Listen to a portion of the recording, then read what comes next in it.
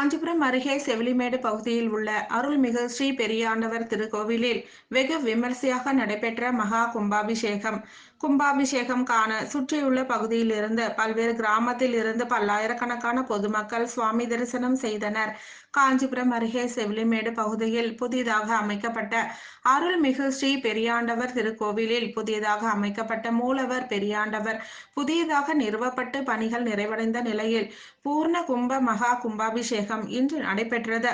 திருக்கோவிலில் இன்று மகா கும்பாபிஷேகம் விழாவானது வெகு விமரிசையாக நடைபெற்ற கும்பாபிஷேக விழாவையொட்டி கோவில் வளாகத்தில் யாகசாலை அமைக்கப்பட்டு பூஜை லட்சுமி ஹோம விசேஷ திரவிய ஹோமம் பூர்ணாகுதி நடைபெற்ற காலை கஜ பூஜை அஸ்வ பூஜைகள் செய்து மகா பூர்ணாகுதி தீபாராதனைகள் நடைபெற்றது.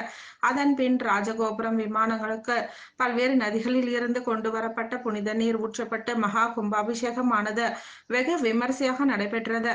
அதன் பின் அருள்மிகு ஸ்ரீ பெரியாண்டவருக்கு சிறப்பு தீபாராதனைகளும் சிறப்பு அபிஷேக ஆராதனைகள் நடைபெற்றது.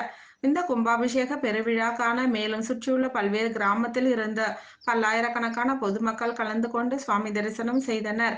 கும்பாபிஷேகம் நடைபெற்ற கலசத்தில் ஊற்றப்பட்ட புனித நீரை பக்தர்களுக்கு தெளித்து கொண்டனர்.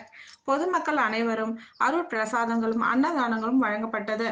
மகா கும்பாபிஷேக பெருவிழா காண அனைத்து ஏற்பாடுகளையும் விழா குழுவினர் வெகு சிறப்பாக செய்திருந்தனர்.